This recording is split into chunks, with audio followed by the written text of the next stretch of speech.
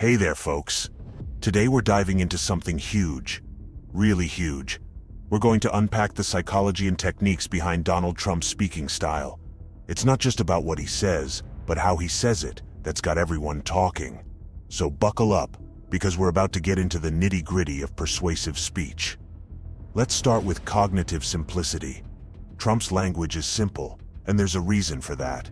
Psychologists call it the cognitive ease principle. When information is easy to process, people are more likely to believe it's true. Trump uses words at about a fourth-grade reading level. It's not dumbing down, it's smart communication. Studies show that simple language is more persuasive across all education levels.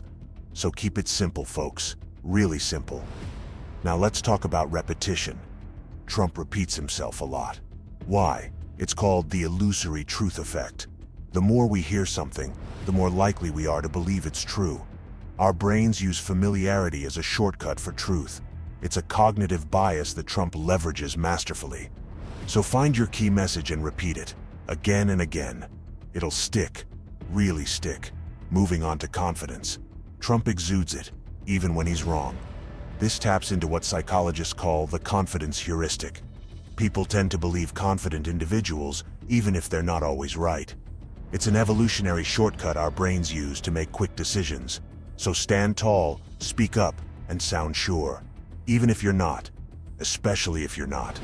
Hey, if you're finding this breakdown interesting, don't forget to smash that like button and subscribe. It helps the algorithm, and you'll get more in-depth analyses like this. It'll be great. Really great. Now let's get personal. Trump often shares stories and emotions. This isn't just charisma, it's strategic. It's called narrative transportation. When we're emotionally engaged in a story, we're less likely to counter-argue or fact-check. Our critical thinking takes a back seat to our emotions. So share your thoughts, your feelings. Make it personal. Make it real. Trump's unique style leads us to the von Restorff effect, also known as the isolation effect. Distinct things are more likely to be remembered. In a sea of polished politicians, Trump's unorthodox style makes him stand out. It's not just different, it's memorable.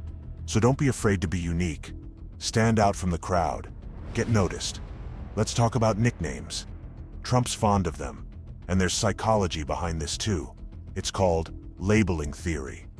By giving someone a nickname, you're framing how others perceive them. It's a powerful tool for shaping narratives, so try it out.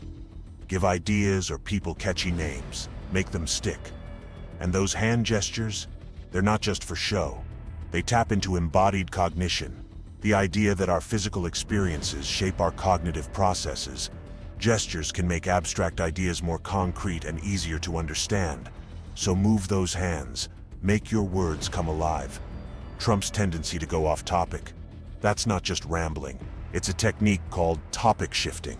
It keeps the audience engaged and can be used to avoid difficult questions. It's like verbal sleight of hand, so mix things up. Keep people guessing. It's interesting, very interesting. Creating us versus them narratives taps into social identity theory. We naturally categorize ourselves into groups and favor our in-group. Trump uses this to create a sense of belonging among his supporters. So when you speak, create a team. Make people feel included. Trump's refusal to admit mistakes isn't just stubbornness, it's an application of cognitive dissonance theory.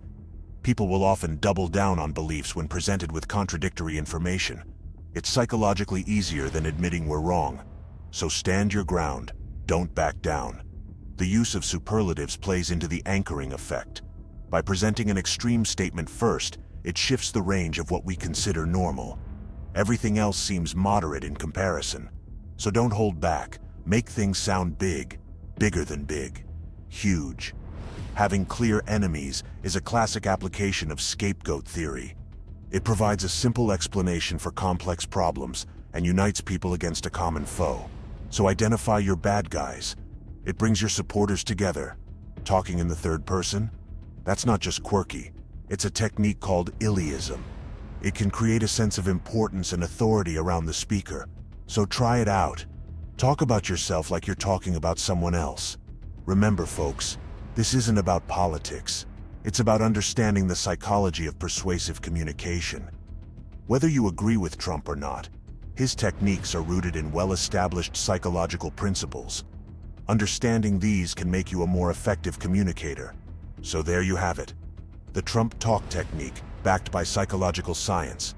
Cognitive ease, illusory truth, confidence heuristics, narrative transportation, the von Restorff effect, labeling theory, embodied cognition, topic shifting, social identity theory, cognitive dissonance, anchoring, scapegoat theory, and Iliism. Use these principles, and you'll have people listening, really listening. Now, it's crucial to use this knowledge responsibly. These techniques are powerful tools for communication, but they can also be used to manipulate. So use them ethically. Use them to inform, to inspire, to make positive change. Are you ready to apply these principles? To communicate more effectively? It's going to be transformative. Really transformative. The most impactful thing you've ever learned. Believe me. Now go out there and put it into practice. The world is waiting to hear what you have to say. Make it count. Bigly.